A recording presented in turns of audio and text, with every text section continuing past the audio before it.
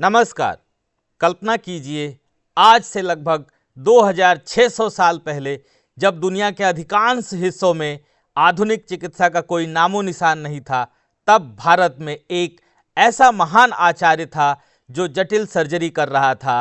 उसने न केवल सैकड़ों शल्य चिकित्सा उपकरण बनाए बल्कि प्लास्टिक सर्जरी जैसी तकनीक का भी वर्णन किया। आखिर कौन था वह महान वैज्ञानिक जिसे आज भी पूरी दुनिया फादर ऑफ सर्जरी के नाम से जानती है? आइए जानते हैं आचार्य सुश्रुत की अद्भुत कहानी के बारे में। तो सर्वप्रथम उनके परिचय के विषय में जान लेते हैं। सुश्रुत एक महान प्राचीन भारतीय चिकित्सक हुआ करते थे जो लगभग 600 ईसा पूर्व भारत में दिखाई पड़ते हैं। इन्हें शल्य चिकित्सा के जनक के रूप में जाना जाता है। ये आयुर्वेद के महत्वपूर्ण ग्रंथ सुश्रुत संहिता के रचयिता माने जाते हैं, जो चिकित्सा विज्ञान का आधार स्तंभ है। यदि सुश्रुत संहिता की बात करें तो इसमें 1120 रोगों का विस्तृत वर्णन और उनके उपचार की विधियां बताई गई हैं। 700 औषधीय पौधों का उल्लेख और उनके चिकित्सीय गुणों का वर्णन किया गया है। 300 से अधिक सेल प्रक्रियाओं का सटीक और क्रमबद्ध विवरण दिया गया है। 121 शल्य यंत्रों का विस्तृत वर्णन और जो आधुनिक शल्य चिकित्सा की नींव भी है, इसका उदाहरण हमें उस ग्रंथ में देखने को मिलता है। यदि शल्य चिकित्सा की प्रमुख तकनीकों की बात की जाए तो इसमें प्लास्टिक सर्जरी जैसे तकनीक सर्वप्रथम गिनी जाती है। इसमें राइनोप्लास्टी अर्थात नाक की पुनर्निर्माण शल्य चिकित्सा मुख्य रूप से गिनी जाती है। सुश्रुत ने त्वचा का प्रत्यारोपण की विधि विकसित की थी, ऐसा हमें उनके ग्रंथ के द्वारा दिखाई पड़ता है। फ्रैक्चर उपचार की बात करें तो अस्थिभंग और जोड़ों के विस्थापन के उपचार की विस्तृत विधियां सुश्रुत संहिता में वर्णित दिखाई पड़ती हैं। मोतियाबिंद सर्जरी की बात करें तो नेत्र शल्य चिकित्सा में कूच विधि द्वारा मोतियाबिंद हटाने की तकनीक का वर्णन भी हमें सुश्रुत संहिता में दिखाई पड़ता है। विष विज्ञान की बात करें तो जहर विज्ञान अर्थात विषों की पहचान, उनके प्रभाव और उपचार की प्राचीन पद्धतियों का विस्तृत उदाहरण और वर्णन हमें वहां देखने को मिलता है। स्वच्छता और संक्रमण नियंत्रण की बात करें तो शल्य चिकित्सा से पहले और शल्य चिकित्सा के दौरान और बाद में स्वच्छता पर विशेष बल दिया गया। आधुनिक चिकित्सा से सदियों पूर्व एंटीसेप्टिक तकनीकों का उपयोग हमें वहां देखने को मिलता था। शव परीक्षण अर्थात शरीर विच्छेदन द्वारा शरीर रचना का गहन अध्ययन किया गया। नीम, हल्दी और औषधीय जड़ी बूटियों से घाव का उपचार किया गया, यह हमें वहां दिखाई पड़ता है। रोगी की तैयारी और एनेस्थीसिया की बात करें तो सबसे पहले मानसिक तैयारी, जिसमें शल्य चिकित्सा से पूर्व रोगी की मानसिक और शारीरिक स्थिति का आकलन किया जाता था। उसे प्रारंभिक एनेस्थीसिया के संबंध में शराब और भांग का उपयोग दर्द निवारक हेतु किया जाता था। अर्थात आधुनिक एनेस्थीसिया का यह प्राचीन रूप हमें वहां दिखाई पड़ता है। घाव भरने की तकनीकों के संबंध में यदि बात करें तो औषधीय जड़ी बूटियों और विशेष लेपों से घाव को शीघ्र भरने की विधियां हमें वहां दिखाई पड़ती हैं। प्राकृतिक टांके की बात करें तो चींटियों के सिर से टांके लगाने की प्राचीन परंपरा हमें सुश्रुत संहिता में देखने को मिलती है।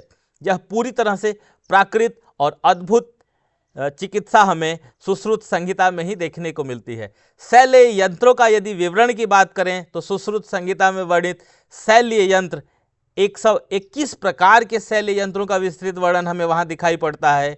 यंत्र विभिन्न धातुओं से निर्मित हुआ करते थे, जैसे लोहा, सोना, चांदी।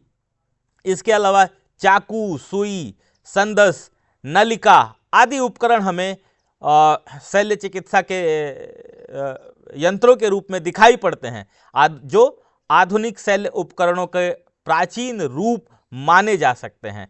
सुश्रुत की शिक्षा पद्धति की बात करें तो हम व्यवहारिक प्रशिक्षण पर विशेष जोर दिया जाता था। केवल सैद्धांतिक ज्ञान पर्याप्त नहीं माना जाता था। शिष्यों को फलों, सब्जियों, चमड़े और मृत पशुओं पर शल्य क्रिया का अभ्यास कराया जाता था। अर्थात गुरु शिष्य परंपरा में हाथों हाथ कौशल सिखाना और शव परीक्षण से शरीर रचना का ज्ञान प्राप्त करना अनिवार्य हुआ करता था। अब बात करते हैं प्रसूति विज्ञान और बाल चिकित्सा की। गर्भावस्था और प्रसव के विज्ञान का विस्तृत वर्णन हमें सुश्रुत संहिता में भी देखने को मिलता है। प्रसव की जटिलताओं के उपचार हेतु शल्य तकनीकों का भी उल्लेख हमें वहां देखने को मिलता है। शिशु चिकित्सा के प्राचीन उपाय के संबंध में भी हमें वहां नवजात शिशु की देखभाल और रोग निवारण के संबंध में भी वहां जानकारी मिलती है। माता और शिशु के स्वास्थ्य के लिए औषधि और आहार संबंधी निर्देश भी सुश्रुत संहिता में देखने को मिलते हैं।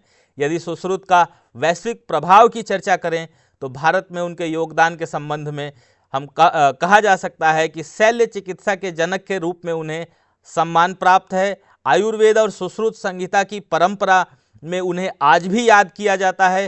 प्लास्टिक सर्जरी का प्राचीन ज्ञान उन्होंने प्रदान किया, जिसके लिए आज भी पूरा विश्व उनका ऋणी है। चिकित्सा शिक्षा की व्यवहारिक पद्धति में उनके योगदान को आज भुलाया नहीं जा सकता। यदि विश्व में उनके प्रभाव की बात करें तो अरब और यूरोप में इनकी तकनीकों का प्रसार इनके योगदान की विशेषता को ही दिखाता है। आधुनिक प्लास्टिक सर्जरी की जो इन्होंने नींव रखी, आज भी इसका ऋणी पूरा विश्व मानता है। WHO द्वारा अग्रणी शल्य चिकित्सा की जो मान्यता है वो उन्हें प्रदान की गई। फादर ऑफ सर्जरी की विश्व उपाधि भी इन्हें प्राप्त है। सुश्रुत की विधियां आधुनिक शल्य चिकित्सा के लिए आधार थीं, ऐसा मानना था WHO अर्थात विश्व स्वास्थ्य संगठन का। वह यह भी कहता है कि सुश्रुत को विश्व के प्रथम शल्य चिकित्सक के रूप में वैश्विक मान्यता दी जानी चाहिए और दी भी गई। सुश्रुत के प्रमुख योगदान की बात करें तो शरीर रचना का शव परीक्षण से अध्ययन के संबंध में उन्हें आज भी याद किया जाता है। जैसे मानव शरीर की संरचना को समझने के लिए सुश्रुत ने शव परीक्षण की वैज्ञानिक पद्धति अपनाई थी। संक्रमण नियंत्रण और स्वच्छता के संबंध में आधुनिक चिकित्सा से सदियों पूर्व शल्य क्रिया में स्वच्छता और एंटीसेप्टिक तकनीकों का प्रयोग भी उन्होंने किया था।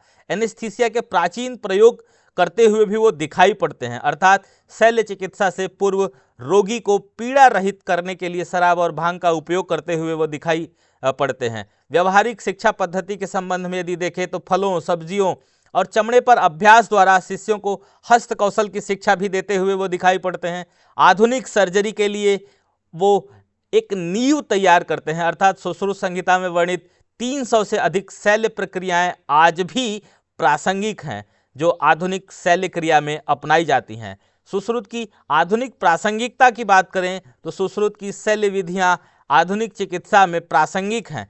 आयुर्वेद और आधुनिक चिकित्सा का संगम नई संभावनाएं खोलता है। सुश्रुत प्राचीन ज्ञान से प्रेरणा लेने के सबसे बड़े स्रोत के रूप में आज भी याद किए जाते हैं, अर्थात आचार्य सुश्रुत केवल एक वैद्य नहीं थे, बल्कि मानव इतिहास के उन महान व्यक्तित्वों में से एक थे जिन्होंने चिकित्सा विज्ञान को नई दिशा दी।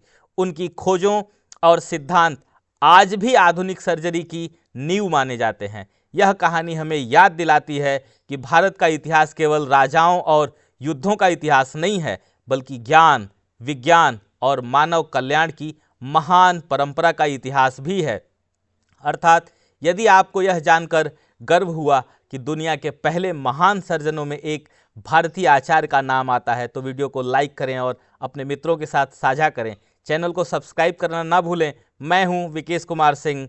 मिलते हैं अगले वीडियो में भारत के गौरवशाली इतिहास के एक और अद्भुत अध्याय के साथ। जय हिंद।